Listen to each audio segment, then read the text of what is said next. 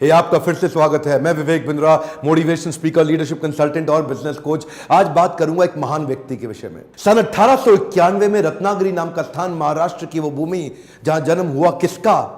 एक profound powerful दलित leader का, एक ऐसे शक्तिशाली पॉलिटिशियन, वुमेन इमेंसिपेटर, एक इकोनॉमिस्ट, एक प्रोलिफिक राइटर, एक थियोरिस्ट, एक ऐसे महान व्यक्ति जो कि बुद्धिज्म का रिवाइवलिस्ट भी था, ह्यूमन राइट प्रोफाउंडर और eminent scholar, razor sharp intelligence. नाम था इनका डॉक्टर भीमराव रामजी अंबेडकर। छोटी उम्र में ही ये रत्नागिरी से सत्तारा नाम के स्थान, महाराष्ट्र के अंदर जो पुणे के नजदीक है, वहां शिफ्ट हो गए। इनकी माता का देहांत हो गया था छोटी उम्र में। बचपन से ही बड़ी दिल को दहला देने वाली, दुखी कर देने वाली, एक बच्चे को आतंकित, पीड़ित कर देने वाली, तंग करने वाली, परेशान करने वाली कठिनाइयों के दौर से ये गुजरे।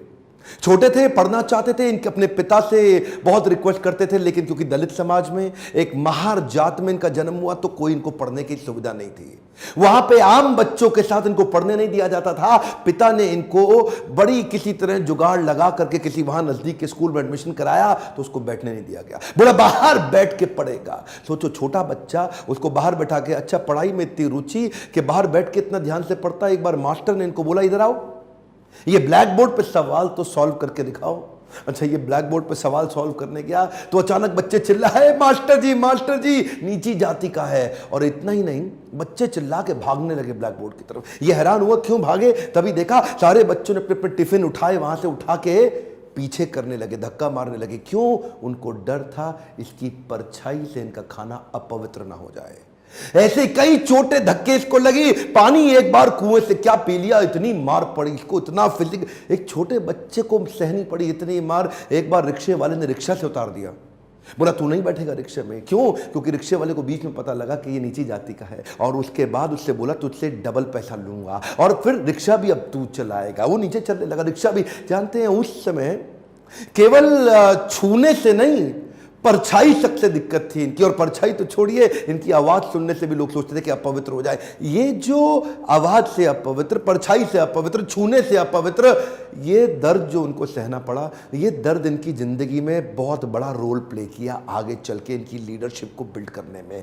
जानते हैं, संस्कृत नहीं पढ़ाई जा रही थी। बोलते संस्कृत तो ब्राह्मणों के पढ़ने के लिए, तेरे पढ़ने के लिए तो है नहीं, स्कूल से निकाल दिया जाता था। तो सायाजी महाराज गायकवाड़ नाम के एक राजा वहीं हुआ करते थे, जिन्होंने इसकी तकलीफ को समझा और वो इनकी तकलीफों को पहचानते थे। बहरहाल इनकी पढ़ने की इतनी इच्छा को देख के उन्होंने इसको स्पॉन्सर किया, स्कॉलरशिप दी, ताकि ये जाके वेस्ट में लंबी पढ़ाई कर सकें। देखिए, ध्यान दीजिए, बात आज की नहीं है, बात 110 साल पुरानी है। 1908, 1909, उस समय एक सबसे निचले पायदान से उठा हुआ महार जात का लड़का जाकर के इंटर करके आया इंग्लिश में मुंबई से। उसके बाद वहीं बीए करी, पॉलिटिकल साइंस और इकोनॉमिक्स में। रुका नहीं, तुम मुझको यहां नहीं पढ़ने दोगे, मैं जाऊंगा दुनिया की बेस्ट यूनिवर्सिटी में, रोक के तो दिखाओ। और वही स्कॉलरशिप लेकर के निकल गया न्यूयॉर्क, कोलंबिया यूनिवर्सिटी जाकर के उसने पहले तो एमए करी, पॉलिटिकल साइंस, इकोनॉमिक्स, हिस्ट्री और सोशियोलॉजी में। उसके बाद पीएचडी करने निकला। यहां नहीं रुका, लंदन स्कूल ऑफ इकोनॉमिक्स चला गया। लंदन स्कूल ऑफ इकोनॉमिक्स जाकर वहां एमएससी किया, उसके बाद लॉ की पढ़ाई किया, फिर उसके बाद डॉक्टरेट किया, किताब के ऊपर अपनी थीसिस लिखी। ये वही किताब थी जिसके ऊपर आगे जाकर के रिजर्व बैंक ऑफ इंडिया को बनाया गया। महाराजा और बड़ौदा से उनका प्रेम इतना था ना, वो जो सायाजी गायकवाड़ जिन्होंने इनको स्कॉलरशिप दिया था, पढ़ने में इनकी मदद करी थी, दुनिया भर में पढ़ के उनका प्रेम भूले नहीं, वापस उनके पास आ गए। बोला आप दुनिया भर में पढ़ के आए हूं, आपकी सेवा में आना चाहता हूं। तो उनको मिलिट्री सेक्रेटरी की नौकरी दे दी गई, और उस समय ये नौकरी बड़ी मानी जाती थी। अब ये बड़ी पदवी पे तो आ गए थे, लेकिन वो छुआछूत ने इनका पीछा थोड़ी छोड़ा। वहां भी जो सरकारी पियोन होता था ना, वो उनको फाइल दूर से फेंक के दिया करता था। बोला तू नीच जात का है? आज गद्दी पे बैठ गया तो क्या? दूर से फाइल फेंकते थे, उसके पास नहीं जाते थे। उनको खाने के लिए बोलते थे बाहर जाके खा। आज भी वो कुएं से पानी नहीं पी सकते थे, इतनी एग्जॉल्टेड पोजीशन पे। बाबा साहब अंबेडकर की तकलीफों का सिलसिला थमा थोड़े ही। अभी तो रमाबाई जिनसे उनका विवाह हुआ था, उनके साथ उनकी 5 संतानें हुई, लेकिन 4 संतानें एक के बाद एक इलाज की सुविधा ठीक से ना मिल पाने के कारण उनके जीवन से चलती चली गई। 4 बच्चों का देहांत हुआ, 1 बच्चा बचा, लेकिन पत्नी भी आगे चल के लंबा साथ नहीं दे पाई, वो भी लंबी बीमारी के चलते उनका भी देहांत हो गया। बाबा साहब अंबेडकर, जो अब इस समय कोई भी आदमी टूट सकता था, जिसका अपना स्वाभिमान ही खत्म हो जाए, लेकिन ये क्या किए, ये साथ साथ अपने देश के लिए लड़ते रहे और घर की तकलीफों से अपने आप को रुकने नहीं दिया, सत्याग्रह पे निकल गए। 1927 के इस महान सत्याग्रह में ये जिद पे अड़ गए कि सब दलितों को कुएं से पानी पीने का अधिकार दिला के रहूंगा। सार्वजनिक स्थान है, किसी का प्राइवेट नहीं है, जो सरकारी स्थान है, वहां पे एक इंसान दूसरे के साथ पानी क्यों ना पी सके। देखिए गलत तो एक्चुअली हो रहा था। जो दलित औरतें थी ना, उनको साड़ी भी पहनने का, पांव को ढक के उठा के साड़ी पहननी पड़ती थी। इन्होंने पहली बार अधिकार दिलाया, पूरी नीचे तक आम औरतों की तरह पांव को ढक के साड़ी पहनने का अधिकार। उसके बाद बोले कम्युनल इलेक्टोरेट की मांग कर दी इन्होंने। कम्युनल इलेक्टोरेट में ये चाहते थे कि कम्युनिटी के आधार पे हमारी वोटिंग की सुविधा अलग हो। उसमें थोड़ा गांधी जी अड़ गए, क्योंकि गांधी जी जानते थे कि ये अंग्रेज लोग मिल करके हमारी सारी जातियों को तोड़ के अलग कराना चाहते। गांधी जी ने इनको समझाया।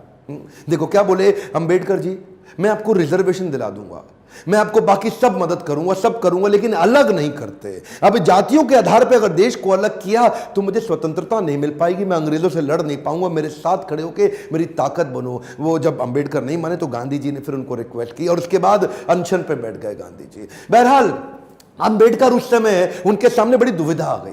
वो सोचे एक तरफ मेरी अपनी जाति के लोग, मैं उनकी मदद करूं, और एक तरफ देश में आंदोलन लड़ रहे हैं गांधी, उनका जीवन, इनके जीवन का त्याग ना हो जाए, कहीं ऐसा जीवन ना खत्म हो जाए। उन्होंने गांधी जी को समझाया, बोला ठीक है आप अपना अनशन छोड़िए। पूना पैक्ट वहां साइन किया गया, और पूना पैक्ट जब साइन किया उस समय इन्होंने रिजर्वेशन तो कम से कम कंट्रोल में कर लिया। The evolution of provincial finance in British India नाम की इनकी किताब, द प्रॉब्लम ऑफ रूपी नाम की 2 किताबें, जिसके आधार पे आरबीआई की स्थापना हुई। मैं दोबारा बोल दूं क्या, इन्होंने जो किताबें लिखी उसके आधार पे आरबीआई की स्थापना करी गई। कैन यू इमेजिन, भारत के सबसे निचले पायदान से आया एक यंग लड़का जिसकी कोई मदद करने वाला नहीं, आज उसकी बुद्धि पे आधारित हमारे कॉन्स्टिट्यूशन की स्थापना भी की जाएगी। इनकी ज्ञान, बुद्धि और कौशल का लोहा इंडियन लीडर्स और ब्रिटिश लीडर्स दोनों मानते थे। 1947 में भारत आजाद हुआ और गांधी जी के पास नेहरू अपनी पूरी कैबिनेट की लिस्ट लेकर के आए। जब नेहरू, जो कि स्वतंत्र भारत के पहले प्रधानमंत्री होने वाले थे, पूरी कैबिनेट की लिस्ट लेके पहुंचे और बताया कि देखो इनको मैं तो तभी गांधी ने पूछा इसके अंदर बाबा साहब अंबेडकर का नाम कहां है, और वहीं थोड़ी उनकी बहस हुई और गांधी ने बोला कि नेहरू ये तुम्हारी कैबिनेट नहीं है, ये आजाद भारत की कैबिनेट है। तभी उनको कानून मंत्री के रूप में लिया गया, और न केवल कानून मंत्री बल्कि तुरंत जो ड्राफ्टिंग कमेटी थी इंडियन कॉन्स्टिट्यूशन की, उसका चेयरमैन भी बना दिया गया। इनकी इंटेलिजेंस के आगे कोई कुछ बोल नहीं सकता था। जो इनसे सहमत थे, असहमत थे, दोनों जानते थे कि इस आदमी में बुद्धि बहुत है। बहरहाल मन तो है कि मैं घंटों तक इनके विषय में बात करूं, एक्चुअली मन भरता नहीं है इनके विषय में बात करते हुए। इतने बुद्धिमान व्यक्ति, आगे चल के इन्होंने हिंदू कोड बिल और महिलाओं के लिए बड़े कानूनों के अंदर कई बदलाव लाए। ये वो पॉलिटिकल लीडर नहीं थे जो सत्ता के लिए लड़ते थे, ये लड़ते थे उनके लिए कि देश में कमजोर हिस्से को उठाना देश के हर लीडर की जिम्मेदारी। एक वन मोर टाइम ध्यान दीजिए, चाहे वो महिलाएं हो, चाहे वो जाति धर्म के आधार पे हो, कमजोर हिस्से को आगे बढ़ाना, सपोर्ट करना, तभी देश आगे चलेगा। खुशहाली आएगी तो फायदा सबका होगा। कम ऑन ध्यान दीजिए, पूरे देश में खुशहाली आएगी तभी फायदा सबका होगा। इनकी भाषा में, इनके भाषण में, इनकी चर्चा में, इनके आचरण में, इनकी किताबों में और ड्राफ्टिंग कमेटी में चेयरमैन होते वक्त कॉन्स्टिट्यूशन को लिखने में सहनशीलता लगातार दिखती रही। अहिंसा परमो धर्म, बौद्ध धर्म को अपनाने लगे। आत्मवत् सर्वभूतेषु, भागवतम में बताया गया है कि बौद्ध धर्म में आत्मवत् सर्वभूतेषु, सभी जीवात्माओं को अपनी तरह देखना चाहिए। ये जो समान दृष्टि देने का उन्होंने प्रयास किया, ये उसके बाद ये बौद्ध धर्म को स्वीकार करने चले गए। आखिरी तक काम प्रेम से करते रहे, किसी से लड़ाई नहीं लड़ी। आपके लिए क्या मैसेज है इसमें? एक मैसेज लेके जाइए, एजुकेशन इज द टूल। पूरी जिंदगी में सबसे निचले कमजोर तबके को उन्होंने उस एजुकेशन के बल पे तो खड़ा किया। ये लगातार जो पढ़ते रहे लोग इनके सामने चुप, इनकी एजुकेशन के चलते तो हो जाते थे। कोलंबिया यूनिवर्सिटी आगे चल के इनको number 1 scholar in the world की उपाधि से नवाजा गया।